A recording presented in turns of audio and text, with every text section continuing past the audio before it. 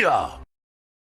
What's going on, ladies and gentlemen? Welcome back to The Fringe. I want to talk a little bit about shrinkflation. Now, if you're unaware of what shrinkflation is, let me bring you up to speed. If you've gone to a grocery store over the last few years or your local fast food restaurant or hospitality industry restaurant, you'll notice that you're paying a lot more for products these days, yet the amount that you're getting, whether it's in a package at a store or given to you in a drive-through bag, seems to be smaller than what you're getting, yet you're paying a higher price. Now, there's a lot of things that get blamed into what is causing this. A lot of restaurant owners are saying it's the high minimum wage gap that they have to pay for their employees. A lot of people are saying, well, it's the pandemic. It's all the spending that went on. It's all the paying back we have to do of all the billions and billions in money that was given as relief for businesses during lockdowns. It has nothing to do with any of that. This has to do with profits. Profit, profit, profit. Always follow the money. Speaking of following the money, one thing I want to start this showcase with is a tweet from government.exe is corrupt. Canada has a population the size of California and the second largest country in the world. We are a resource superpower and control 5% of the world's fresh water supply alone. We have oil, gold, copper, and everything else the world wants and needs. Yet our elected federal MPs are at the top 1% of earners, as Canadians can't afford food and housing. If that doesn't say Canada's broken, I don't know what does. Now, where I want to talk on that or touch on that is the fact that all 338 in the House of Commons took a very hefty pay raise this year, and of course, nothing is passed on to the average Canadian citizen at a time where even a $100,000 a year salary is very minimal because, well, you're giving roughly 50% of your income to taxes, which is, of course, theft. The government is the problem. It's not rich grocers, it's not CEOs, it's like it's all intertwined at the end of the day, but it's not necessarily just because of business. I don't know what comes against people having businesses these days where people say, oh look, they're milking us dry, they're doing all these terrible things, oh they're charging for a product, oh you're a grifter if you sell something. Money's exchanged for goods and services. Ladies and gentlemen, that's economics. That is how the world has and always will work. I'm sorry to say, companies need to make money in order to stay open. We've seen it in various US states where mass restaurant chains are now closing because they just unfortunately can't make money but are expected to stay open essentially for very little. But again, the problem, excuse me, isn't necessarily the businesses themselves so much as those at the top of the chains and the government and their taxation. But of course, we have this video that I'm going to touch on a little bit, not very much, from Lauren Southern, saying your food is making you sick and broke. In my latest report, I expose how supermarkets triple prices through price gouging, destroy the quality of food, poison raw ingredients, screw over farmers, bribe politicians to get away with it all. That one right there is the key to this. Now, I won't be getting into that because, again, this is roughly a 20-minute video from Lauren Southern. I got to be honest, I thought this was Dylan Mulvaney in a wig when it first showed up on my timeline, but no, it's Lauren Southern. We're gonna put a little bit out here as to what starts off this video because it really gets into where we're going to see problems with our food supply and the great food shortage that is coming ahead of us that I believe is on its way when we're starting to see things like shrinkflation starting already. Let's take a look at what Lauren has to say at the beginning and then we'll move on. Food prices are through the roof and everyone is experiencing it. What the hell? $109, and I also didn't purchase any meat. I almost exploded in Walmart. When I saw the price of eggs, I got so mad. Make it make sense. I can't afford to live anymore. Feels illegal. This should not cost this much. Now, this is all going to look familiar. These are all stories that we're all saying right now at a time when people can't afford groceries, they can't afford their utility bills, they can't afford their basic necessities or needs. I can tell you as somebody with 3 children who made less than the average income earner this year, our child benefit was literally just chopped in half this year simply because, well, you've been getting too much money from your job, which is, again, I'm going to say below minimum wage in terms of what I take out of a company. But yet things like that, things that actually benefit Canadians are being slashed in half and you're told, go pay for these high prices, go pay for um, these services. But let's continue. Life right now. Bag of shit packed shredded cheese, man. $7.47. We have a serious problem in America. And it's not just the prices. Our food is getting smaller and the quality is worse. When we talk about shrinkflation, they're taking one bite out of every piece of turkey bacon. This shrinkflation stuff is getting out of control, okay? If there's one thing in this world that I know, it's what a goddamn Big Mac looks like. And what's even crazier is it's happening everywhere. America, Canada, the UK, Australia, no one is being spared. And now, people are resorting to some pretty wild things. Rising cost of groceries is getting to the point now where more Americans are choosing to dine out rather than spend money on home-cooked meals. Prices everywhere are going up, but prices are going up more quickly at the grocery store than they are at restaurants. As cash-strapped Canadians struggle with inflation and turn to the country's biggest dollar store for bargains. And probably the most absurd of all the phenomenons going on here, the inflation ship. Inflation is so damn high, y'all got a couple standing relationships that fucking hate each other. Just so they won't have to pay them bills by their damn self. The term is inflation ships. At this point, I'm not even dating for love. I'm looking to date somebody so we can sleep platonically next to each other. What you want is an inflation ship? Yes, I accept that, Rose. I want that, me. Seriously, what the hell is going on? Let's find out. This batch of groceries, 4 years ago, 2020, would have been around $50. Today, over $100 for this here, just the basics. I was cleaning my house the other day and I came across these flyers just from local grocery stores around my area. And I literally had to stop what I was doing, just thinking to myself, like, no, this has to be an antique. Like, this has to be from the 2000s, the 2010s. Turns out, I look at the bottom on the date and I read March 2020. Am I losing my mind? Like, 2020 March, $5.99 for a pack of bacon. You're looking at $10.69. Unbelievable. $3.99 for strawberries. Strawberries, $9.99. That is more than double the price. Lean ground beef, $7.25 a kilogram. And now let's look on the lean ground beef I just bought. $19.82 a kilogram. I'm not making this up. That $7.29 to $19.82. I don't know what people are doing.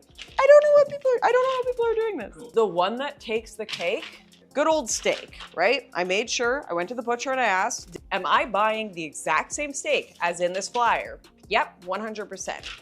$13.29 a kilogram. And that's what it says in this flyer here. You look at this, the one I bought today from IGA, $56.20 a kilogram. Now, what's alarming about that, I mean, these prices don't really shock anybody. I mean, if you've been to a grocery store over the last couple of months, you've seen these prices. Needless to say, Canadians won't be barbecuing very much this summer. Again, it's very expensive to do so. I know for myself, I constantly am at places like Costco looking for things that are on sale, chopped down in price, and grabbing them in bulk when I can. For example, Angus beef burgers the other day went on sale. Now, I don't barbecue very often in the summertime. However, I looked at it and they were about $4 off a box, which brought them down to a relatively more affordable price. So instead of picking up one box like I usually do, we picked up multiple so that we could last us almost once a week all throughout the summer if we wanted to barbecue and get it while it's cheap. Now, I'm very grateful that we have that luxury to do those things, but most Canadians right now do not. And that's one thing I want to get into. And one thing that's mentioned at the beginning of this video clip is that more people are supposedly eating out rather than making meals at home because it's cheaper. It is not.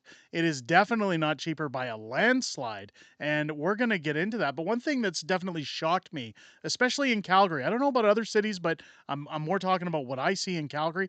There's thousands of families that are still going out for dinner regularly at restaurants. Restaurants are full. I've seen restaurants that can't even get bookings done at some of them because they are so incredibly busy. We recently tried to take my father to the Keg for his birthday. We usually don't go to restaurants like that, but again, thought, hey, it's a special occasion. let's go to the keg. And we called, and they were a week away from getting a reservation in there because it was so busy, which raises the question, who's making this money that allows them to live like this and spend like this? The biggest problem of all, and one thing I've talked about on my other channels, is credit. People are living on credit. People are overspending what they should. But when we get into the hospitality industry and McDonald's, I want to get into what's going on in the United States. Now, I am not a fan of McChoke-and-Pukes. I don't really eat there very regularly. My kids enjoy like a Happy Meal sometimes on a Friday when they get out at the noon hour. We sometimes frequent McDonald's and pick up a Happy Meal just because it's simple, but it's not all the time. As I was a kid, it was more like a treat. It was more if we were going to hockey and there wasn't a lot of time to eat before dinner. They always had those early hockey games because the ice time was cheaper. Sometimes the folks would go through the drive-through, quick, eat this, let's go. Cheap value food for your dollar. And that essentially was what fast food was designed for. It was convenient and affordable. Nowadays, it's not. In the United States, McDonald's is now teasing a $5 value meal that is essentially in trouble. Now, the reason for that and what they're offering here is very different from what you get in Canada. Now, we all know about obesity in the USA, but let's take a look at what they're saying here. Faced with a customer base that believes inflation has made its food too expensive, McDonald's has announced a $5 value meal to offset the perception. The $5 menu includes a McChicken or McDouble, 4 pieces of chicken McNuggets, fries, and a drink. Just as the program launched, McDonald's franchisees said it was too expensive for them to support it, which puts the program in jeopardy. It is not too expensive for them to support it. It's not. They're making profits. Anytime you go into a McDonald's and you see these do-it-yourself menu boards and very little staff in there running around, it's because they've cut the staff in order to put those things in there. That's why they want you to use the app to order. That's why they want you to use Skip the Dishes and DoorDash, which that's a whole nother monster in itself. I don't know who can afford to spend 3 times what the food costs, let alone pay these prices to get stupid services like that.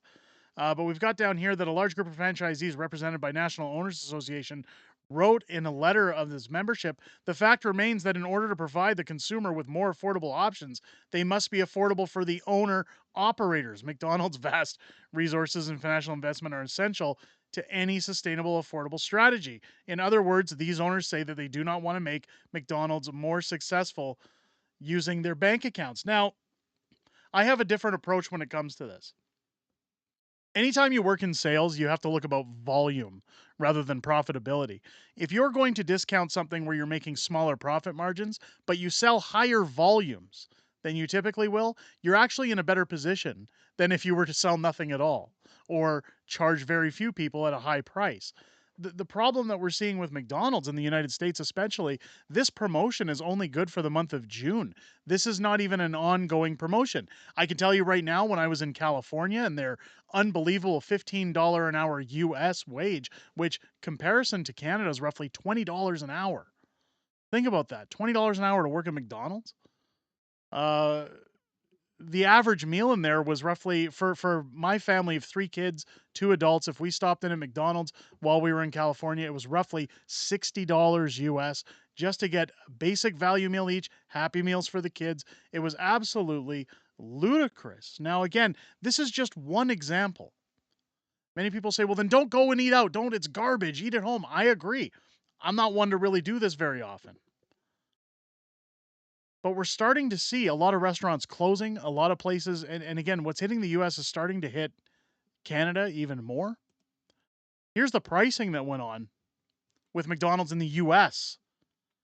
2014 cost, a McChicken was $1. 2024, it's $3. That's up 200%. McDouble, $1.19, now it's $3.19, again, roughly 300%, or 200% roughly up. Medium fries, $1.59, now it's $3.79. Quarter pounder with cheese meal, $5.39 in 2014. Now it's $11.99, and that's up 120%. I don't know where these price increases are coming from. Oh, I guess they're not including the $5.39. It's 122% off of. Okay. An Oreo McFlurry in the United States, $2.39 now, $4.50, up 88%. Now, again, people say, well, then just don't support it. Don't go. That's what's happening. These restaurants are starting to go out of business. You're starting to see restaurants like Wendy's try to battle McDonald's in the United States. We're going to see it in Canada as well. And they're going to start saying, well, we're going to offer these temporary deals. In my mind, if you can offer these month-long deals, you can offer them all the time. And to sit there and say we're not making profits is absolutely ludicrous. But when we get to shrinkflation, when we talk about shrinkflation, take no further look than what's currently going on with a Big Mac in the United States. Now, again, I don't eat at McDonald's very often. Maybe somebody can let me know if they've been there recently in Canada, if it's the same. But this guy is showing in comparison that the patty on a Big Mac has actually been shrunken down to no thicker than the size of a USB cable on average. And keep in mind, just a quarter pounder with cheese meal now is $11.99 in the US, which means you're probably paying $12 or $13 for a Big Mac. Let's take a look. Shrinkflation is real. The patty of this Big Mac is about the same thickness as a USB cable. We should just call it Baby Mac. They need to change the name. That's insane. So the great food shortage is on its way. We're going to see this. There's been rumor going around about it for quite some time. But one of the things that Lauren Southern's video talks about here are inflation ships, where people are essentially now at the point of talking about getting together and having a relationship, not because they love each other, not because they want to date each other or are interested, but because it's financially convenient for each other to be in a relationship, to have some help with the bills. I actually had a conversation with a colleague of mine last week where they said, you know, I was interested in this person. I wanted to get together with them and it would have been nice to have help with the bills. And I said, but aren't you wanting to be with them because you're generally interested? And they said, well, that's a bonus, but I wouldn't have minded the help at home. It's getting unaffordable. This is insane where we're at. This is crazy. And none of this has to do with McDonald's. It doesn't have to do with Loblaws. It doesn't have to do with any of those corporations. It does a little bit, but the majority of this goes back and falls back to our government and corporate greed. All the backdoor deals, all the bribe work that gets done, all of the money printing, the benefits that roll out where they say, oh, look, you'll own nothing, you'll be happy. Take your money, enjoy your government money, enjoy your government dependency. This is where we end up.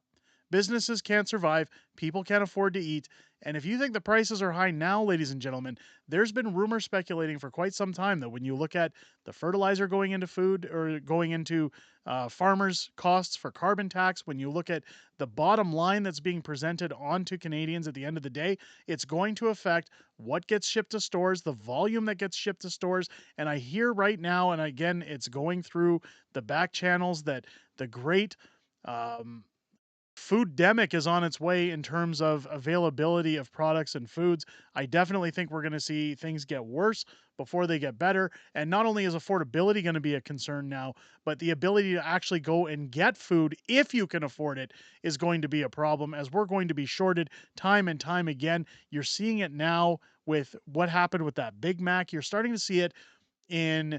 There was a report last year that Kraft Dinner was doing that with Kraft Macaroni and Cheese.